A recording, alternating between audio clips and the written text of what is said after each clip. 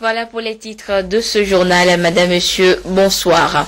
Tout d'abord, au courrier départ du chef de l'État, le président de la République, Faure Esozimna Nyazingbe, a adressé un message de félicitations à son homologue américain Barack Obama.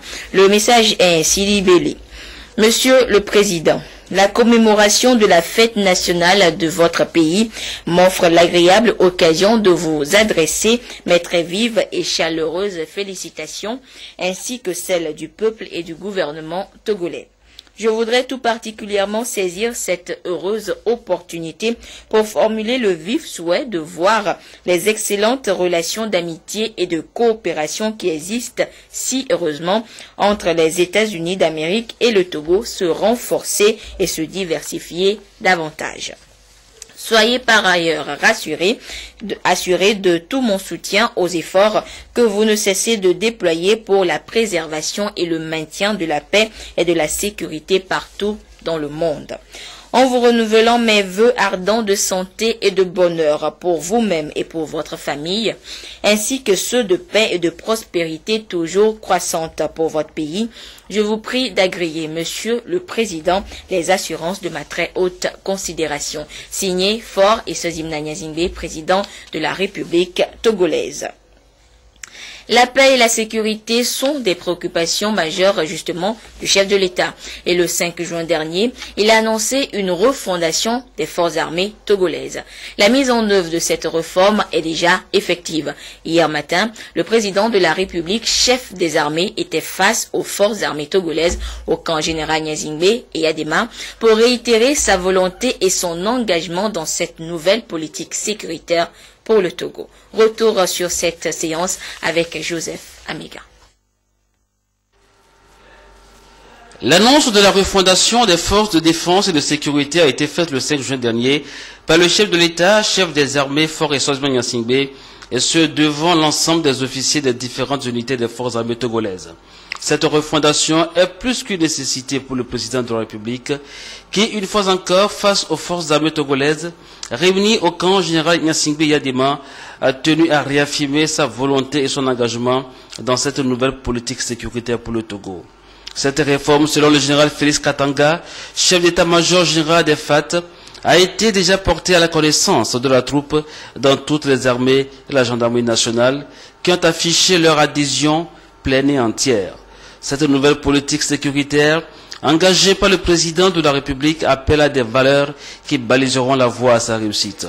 La discipline, le professionnalisme, la loyauté sont des valeurs reconnues aux forces armées togolaises, a souligné le général Félix Katanga, qui a tenu à rendre tout le mérite au chef des armées qui, joignant l'acte à la parole, a donné les moyens nécessaires à la réalisation de cette réforme, et ce en fonction des ressources du pays. Le chef de l'État, Faure Esozimna Nyazingbe, tout en saluant la bravoure des FAT, a rappelé leur mission conformément au cadre fixé par la loi et les impératifs de cette réforme. Cette refondation est rendue nécessaire par l'évolution des menaces qui peuvent atteindre notre pays, le Togo, et aussi par l'instabilité de nombreux pays de notre continent. Votre mission est et demeure la protection de nos concitoyens dans le cadre fixé par nos institutions démocratiques. Elle est surtout la garantie de la souveraineté de notre pays qui ne peut ni ne doit laisser à personne d'autre le soin d'assurer sa sécurité et la défense de ses intérêts. C'est pour tout cela que vous avez un devoir d'excellence, sous l'autorité légitime du chef d'état-major général des forces armées togolaises et des chefs d'état-major, ainsi que du directeur général de la gendarmerie nationale, que j'ai choisi de mettre à votre tête. Ils conduiront la refondation des forces de défense et de sécurité, à laquelle participera également la police nationale, avec un souci constant de cohérence et d'efficacité. Ainsi, tous ensemble, vous participerez, nous participerons au développement de notre beau pays dans un cadre de paix de sécurité et de sérénité. Je suis conscient des efforts que je vous demande pour cela, mais en choisissant le service des armes, vous n'avez pas recherché la facilité.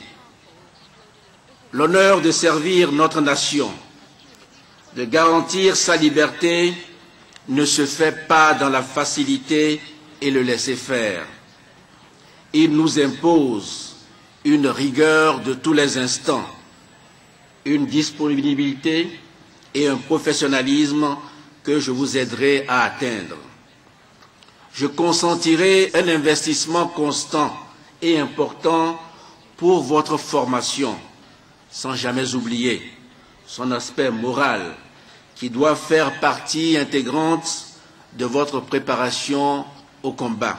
L'investissement concernera aussi votre entraînement, mais aussi l'équipement des forces dont vous voyez déjà les effets autour de nous. Cet investissement se poursuivra pour qu'à travers la refondation, les forces armées togolaises retrouvent une capacité opérationnelle de haut niveau.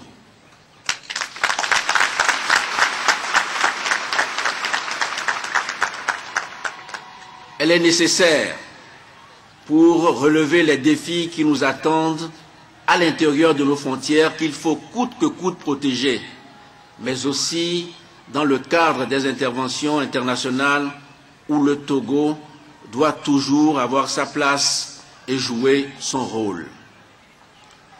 Nous ferons également des efforts pour améliorer l'infrastructure des unités. Et je viens de donner récemment des directives précises pour cela. Dans ce processus de réforme, le chef des armées est revenu sur le rôle qui doit revenir à tout un chacun pour le succès de cette nouvelle politique sécuritaire. J'attends de vous et de vos chefs un engagement et une rigueur sans faille pour la mise en œuvre de notre refondation. Comme j'ai déjà eu l'occasion de le dire, je serai sans aucune faiblesse pour tous ceux qui ne voudront pas comprendre que notre pays a besoin de tous pour aller de l'avant.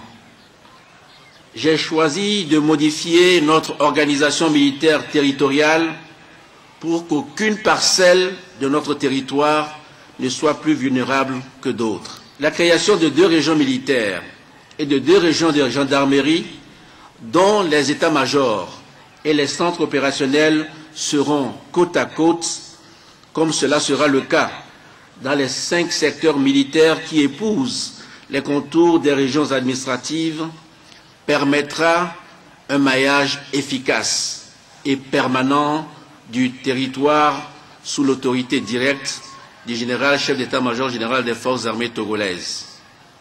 Nos régiments continueront donc leur mission dans ce sens. Le choix de la mobilité et de la rapidité de réaction que j'ai fait avec la création de 2 bataillons d'intervention rapide, un par région, et avec celle d'un groupement de forces spéciales, nous donnera, avec les équipements mis en place, cette capacité d'agir sans délai face à toute menace éventuelle et aussi de participer avec les pays amis et alliés à toute action d'envergure hors de notre territoire. Je compte donc sur chacun d'entre vous pour le service de notre nation qui ne peut se construire que dans la paix pour prendre toute sa place sur notre continent et dans le monde. Le président de la République a tenu à exprimer toute sa gratitude aux familles et à tous les proches des forces armées togolaises. Il a salué les efforts de ces familles qui, selon lui, ont une place dans la grande communauté humaine que sont les forces armées togolaises. Les députés à l'Assemblée nationale s'approprient les thématiques prévention des conflits, médiation et infrastructure de paix, genre et prévention des conflits. Cette formation organisée par le PNUD au profit du Parlement togolais fait suite à la rencontre régionale sur le renforcement du rôle des parlements dans la prévention des crises en Afrique de l'Ouest tenue à Accra en juin 2010. Cette séance de travail devra donc permettre à l'Assemblée nationale togolaise de se positionner à long terme comme acteur privilégié dans la prévention des crises. Des précisions avec Arnaud Kili. Au regard des crises et conflits qui menacent la paix dans le monde et en Afrique en particulier, le Parlement, au-delà de ses fonctions classiques de législation et de contrôle de l'action gouvernementale, doit trouver des moyens qui lui permettront d'agir pour la prévention des conflits et la promotion du genre. Les parlementaires sont donc sensibilisés sur les fondamentaux de gestion des conflits, les mécanismes du système d'alerte précoce d'une part et d'autre part, sur la thématique genre et prévention des crises.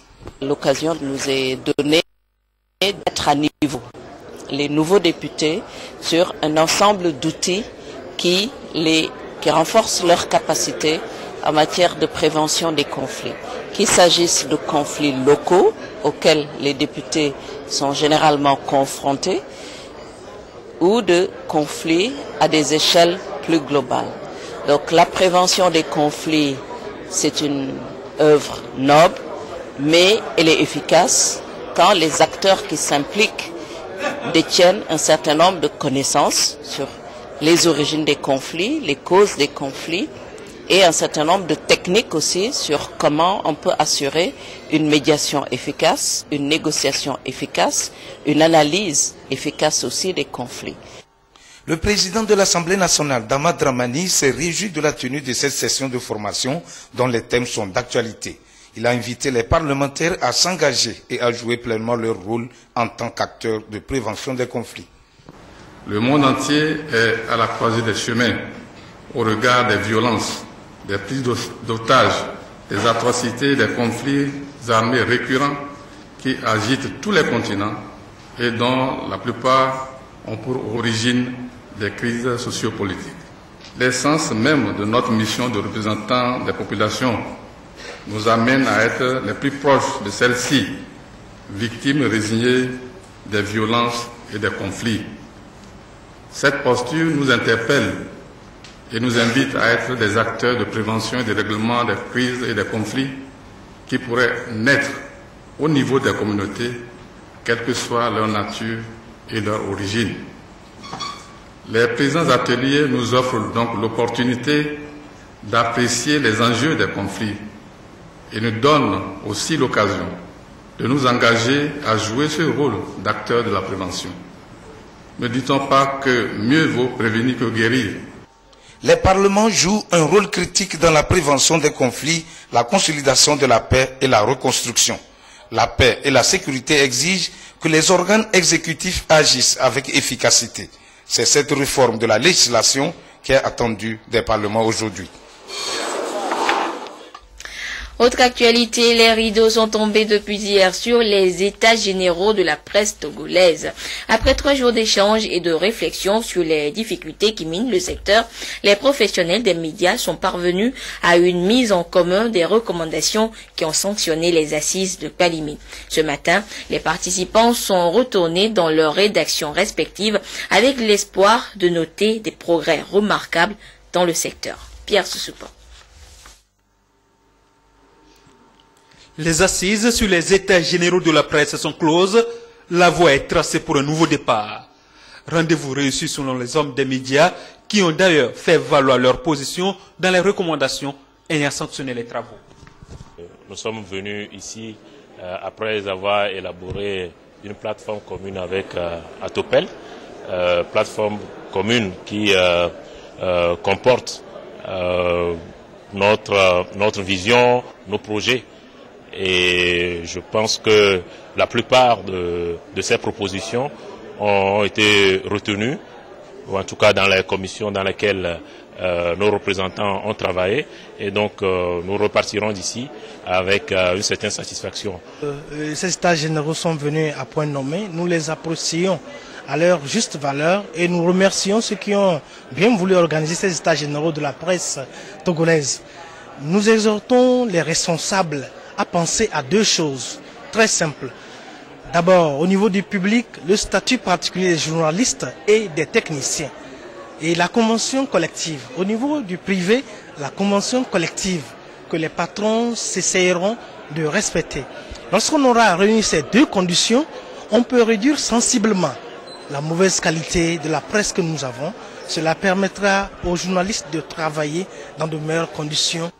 Pour le présidium des assises, l'avenir de la presse togolaise, que beaucoup souhaitent plus professionnelle, ne pourra être effectif sans la mise en œuvre des recommandations. Il est proposé de recommander un comité de suivi, quelque chose comme ça, eh bien, pour la faisabilité, l'exécution de ce qui, en recommandation, discuté et accepté par les partenaires à cette action. Bien qu'au cours de ces assises, les discussions soient passionnantes, parfois même passionnées, l'objectif est unique, faire progresser la presse togolaise. Chers journalistes, votre assiduité aux travaux ainsi que l'ambiance qui a prévalu au cours de ces rencontres empreintes d'esprit constructif méritent d'être saluées. Ceci conditionne, à ne point douter, la participation efficace de la presse togolaise à la consolidation de l'état de droit et au développement socio-économique de la nation. Mais ce n'est qu'un premier succès, une étape sur la voie de la construction d'une professionnalisation réussie. Elle ne constitue pas encore l'aboutissement concret, complet et définitif des objectifs des États généraux. L'exigence et l'urgence de la professionnalisation impliquent une concertation régulière et permanente, la bonne foi, la confiance entre les différents acteurs, la détermination et l'esprit patriotique. Cette nécessité contraint les différents partenaires impliqués, journalistes, patrons de presse, organes de régulation et l'État à travailler en synergie dans un cadre apaisé pour la mise en œuvre et l'aboutissement complet des recommandations des États généraux de la presse. C'est pourquoi, à partir de cet instant, chers acteurs des médias, je vous propose un pacte de confiance réciproque. Dès les prochains jours, je vous convierai à une rencontre pour faire le point sur ce que nous venons de vivre ensemble. Ensuite, j'aimerais vous proposer d'établir avec le ministère de la Communication un partenariat stratégique à travers la mise en place d'un cadre de rencontres régulières afin qu'ensemble, nous puissions évoluer étape par étape avec pragmatisme dans la mise en œuvre des recommandations des États généraux de la presse. Beaucoup attendent donc que les dispositions soient vite prises pour pouvoir relever le défi de la professionnalisation. Les comités de pilotage d'élaboration de la politique nationale et de la cellule d'implantation du budget programme du ministère du Commerce se sont retrouvés ce matin à Thiévié pour l'étude de la politique ministérielle du commerce et du secteur privé. Un document élaboré par ce ministère pour se conformer aux directives de l'UEMOA portant code de transparence et loi des finances au sein de l'Union. Carmen Madjiakapo pour le compte-rendu. Depuis 2006, le gouvernement togolais s'est engagé dans une série d'actions et de réformes visant à redresser l'économie nationale. Et pour se conformer à la loi de finances et du code de transparence dans la gestion des finances publiques au sein de l'UEMOA, le ministère du Commerce et du secteur privé a élaboré une politique nationale ministérielle pour son secteur. 2 jours donc pour ces agents et cadres de ce département ministériel d'analyser et d'amender ce document. L'élaboration de la politique ministérielle du ministère du Commerce et de la promotion du secteur privé va nous servir à aller vers les budgets programmes. Donc cette politique que nous avons élaborée porte sur 3 axes. Le premier axe est relatif au développement du commerce. Le deuxième axe est relatif à la promotion du secteur privé et le troisième axe est relatif à la gestion du ministère du Commerce. Le Togo possède d'énormes potentialités sur le plan commercial dont l'exploitation rationnelle générerait des ressources substantielles qui contribueront à réduire la pauvreté et créer des emplois. C'est pourquoi, selon la ministre en charge du commerce, Bernadette Leximbalouki, le gouvernement s'active à faire du secteur commercial le filet de sécurité socio-économique. Cette nouvelle forme de présentation des crédits budgétaires est donc destinée à mettre en œuvre une action ou un ensemble cohérent d'actions représentatives d'une politique publique clairement définie dans une perspective de moyen terme et permet l'utilisation d'instruments de programmation pluriannuelle pour une gestion efficace et efficiente des ressources publiques. C'est pour s'inscrire résolument dans cette nouvelle dynamique de gestion des fonds à allouer à mon département que 2 structures ont été mises en place, à savoir le comité de pilotage d'élaboration de la politique nationale et la cellule d'implantation du budget programme. La rencontre de Tchévier permettra également de valider la chaîne des résultats, le système de suivi-évaluation des politiques sectorielles du ministère. Économie encore, le Conseil national du crédit du Togo s'est réuni en session ordinaire ce matin dans les locaux de la BCEAO à Lomé. 2 points essentiels étaient à l'ordre du jour, notamment la situation économique, financière et monétaire du Togo au 31 mars 2014 et la situation des établissements de crédit et de microfinance toujours à cette même date. La session a été présidée par Adji Otet Ayassor, ministre de l'économie et des finances, président statutaire du Conseil. Mathias Touglo, Carmen Madji, à Kako.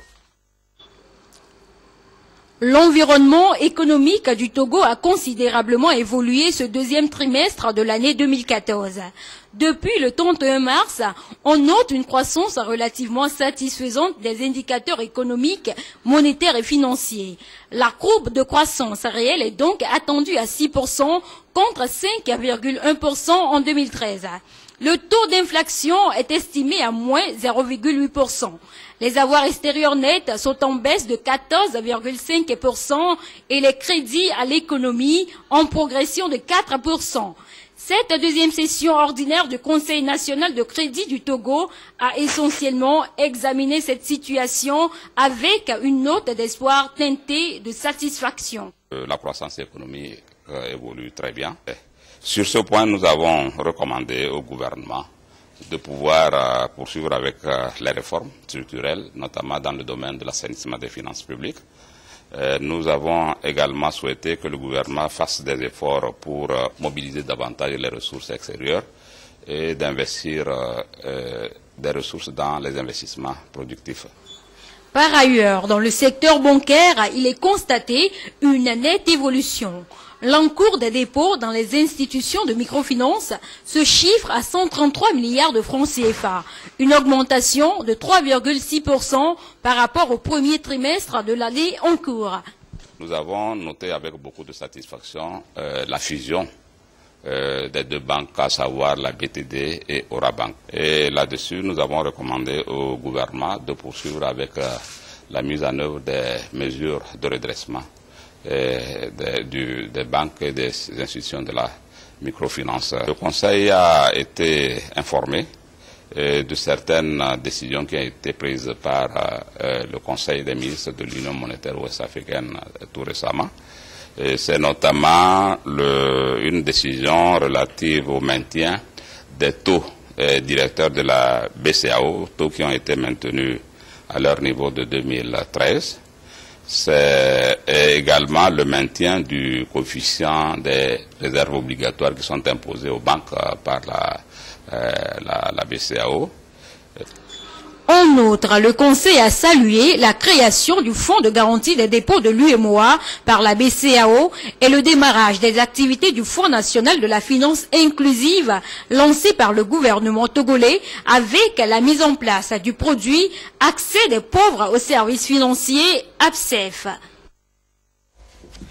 Le ministre de l'économie porte à la connaissance du public qu'il est demandé aux personnes affectées par l'expropriation de la zone occupée par l'état-major général des forces armées togolaises située entre Lomé 2 et Agoué-Nivé de déposer un dossier contenant les informations nécessaires à leur identification comme propriétaires de parcelles de terrain, notamment le plan du terrain, l'attestation de droit de propriété, le titre foncier ou autres documents justificatifs.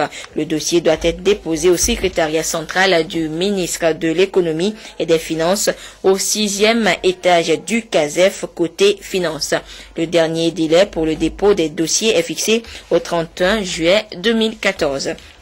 De son côté, la ministre du Commerce et de la Promotion du secteur privé rappelle aux opérateurs économiques que par arrêté numéro 30/MCPSP/SG du 26 novembre 2013 fixant les conditions d'organisation des manifestations commerciales au Togo, toute organisation de foire, de salon ou d'exposition est subordonnée à une autorisation préalable du ministre chargé du commerce. Toute personne morale ou physique désireuse d'organiser de telles manifestations commerciales est invitée à déposer un dossier de demande d'autorisation au cabinet de la ministre du Commerce conformément aux dispositions du dit arrêté. Pour toute information relative aux conditions d'autorisation préalable, contactez le Centre togolais des expositions et foires, 6 à Togo 2000, tous les jours ouvrables de 7h à 12h et de 14h30 à 17h30. Tous les contrevenants aux dispositions de cet arrêté s'exposent à la rigueur des lois et règlements en vigueur au Togo. La suite de cette édition à présent, la Direction générale de la police nationale a présenté ce matin dans ses locaux 2 membres d'un réseau de trafiquants d'ossements humains. Ceux-ci se livrent à ce trafic à des fins occultes. Ils ont été arrêtés en possession de 3 crânes humains. Le récit des faits avec Ramdan Bassina. Le 30 juin dernier, les populations du quartier de Baie, sous Anétimé, ont fait une découverte macabre dans le cimetière. 3 crânes humains abandonnés et d'autres objets qui font clairement penser à un rituel occulte. Les investigations menées par la police ont permis de mettre la main le 1er juillet 2014 sur le nommé Kenvi Bo Foli Dognon, âgé de 77 ans, né à Klakou dans la préfecture de Lac. Il est togolais, expert à la SECNA, admis à la retraite. Il demeure à Lomé au quartier Baie, à de Souza. Ce dernier a remis les 10 crânes au nommé Alote Kofi, âgé de 36 ans, né à Tanou, dans la préfecture du Bamouno. Il est togolais, conducteur de taxi moto, demeurant à Lomé au quartier Baie, pas de Souza. D'aller les jeter au cimetière. Auditionné, le nommé Kenvi Bo déclare avoir eu ces 3 crânes à l'occasion d'une cérémonie occulte qu'il a demandé à un charlatan avec un certain Paco en fuite en vue de prospérer dans la vie. Nous saisissons cette occasion pour inviter une fois encore la population à plus de vigilance et à œuvrer aux côtés des forces de l'ordre et de sécurité par l'apport en renseignement afin de démasquer les réseaux criminels de malfaiteurs dans leur dernier retranchement. Ce trafic d'ossements humains est sévèrement puni par la loi. Les enquêtes se poursuivent pour retrouver les autres membres du réseau afin qu'ils répondent de leurs actes. À retenir également dans l'actualité de ce jeudi le lancement officiel de la campagne de promotion de la 12e foire internationale de Lomé. Elle se déroulera du 21 novembre au 8 décembre 2014. Ce lancement de la campagne est couplé de celui du premier salon international des énergies renouvelables. Nous reviendrons plus en détail sur ce lancement dans nos prochaines éditions. Nous sommes jeudi et nous renouons avec la tradition du sport.